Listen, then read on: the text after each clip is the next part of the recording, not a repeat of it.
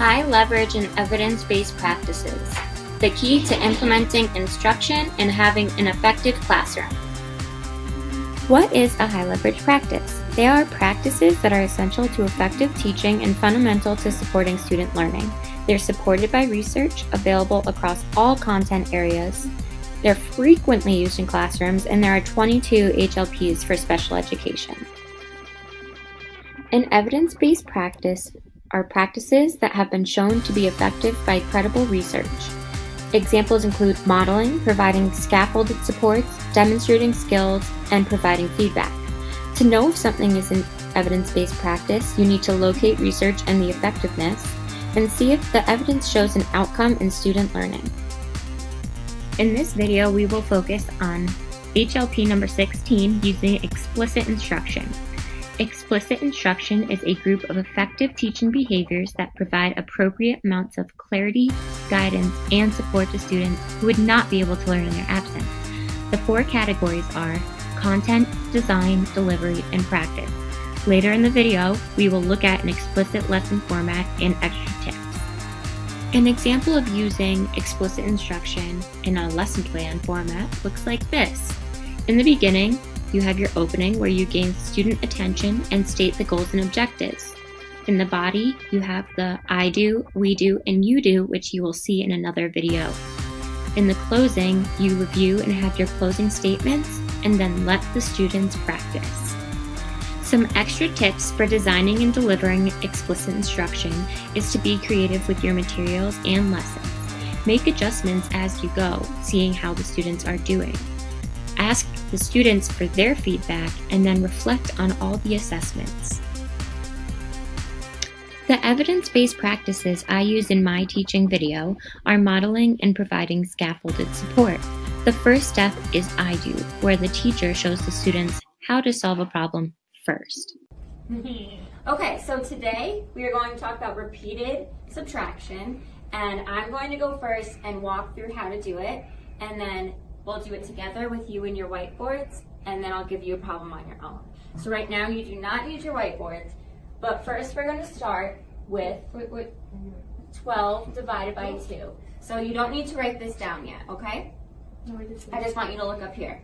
So the first thing we do is take our first two numbers and subtract them from each other. So we have 12 minus 2, which is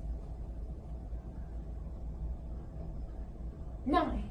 close, 10. Oh, I messed up there. So then we take our number that we got for our answer and also subtract that by 2. What's 10 minus 2? Oh, you're so fast. Okay, now we take this number. 8 minus 2, we get 6. 6. Bro, let me It's alright, Ray, you can do the next one. one. Alright, this one's for Ray. If we do 6 minus 2, 4. 4, great job. Now we keep going until we get to 0. So 4 minus 2 is 2, and 2 minus 2 is 0. So once we reach 0, we're going to circle all our minus 2's. Now not the divided by 2, because that was the problem. 6. Nice job, and we'll count them up. We get 6 2's. So 12 divided by 2. The second step is we do. This is where the teacher and students work together to solve a similar problem. This is also known as guided support. So now that you guys seem like you pretty much know how to do that, that was kind of together, but write this one on your board as we go along. We are going to do 20 divided by 5. So write that on your boards. Hold on. What do we have here? Bring down the 10. Perfect. And minus that. Minus what? Not by the same. For the next number. So 10 minus what? 10 minus 5 equals 5.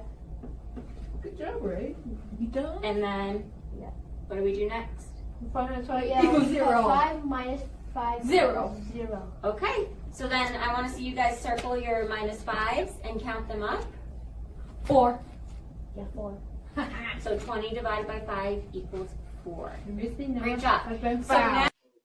The third step is you do. This is where the teacher tells the students they will be given a problem to solve on their own. This is where the teacher can assess and see how well the students are understanding the content. Now I'm going to give you one last one to do completely on your own. And I will give you 15 divided by 3. I want you guys to do this on your own and I will come and check it. Okay? That's it. After the third step is complete, you have the final step of giving feedback and assessing student learning. It is crucial to give positive feedback along with what the students can work on for next time. Asking questions is also important during this time. A lot of research has been done to show how effective it is to use explicit instruction in the classroom. In the scholarly article, Pragmatic Competence and Explicit Instruction by E. Ifantidou, he explains and provides research on how a group of students showed a huge improved performance after receiving explicit instruction. The article also explores how using explicit instruction helps long-term effects of learning and teaching. Jenny Root explains in her article, Effects of Explicit Instruction on Acquisition and Generalization of Concepts, how explicit instruction, especially in mathematics, is beneficial for students with autism spectrum disorder. She says when teachers use explicit instruction, they are providing students with the most supports and scaffolds to guide students through learning. The last article I will share is written by T. Wynn. The article, Influence of Explicit Higher Order Thinking Skills and Instruction on Students' Learning of Linguistics, explores HOTS, Higher Order Thinking Skills, and compares HOTS to explicit instruction.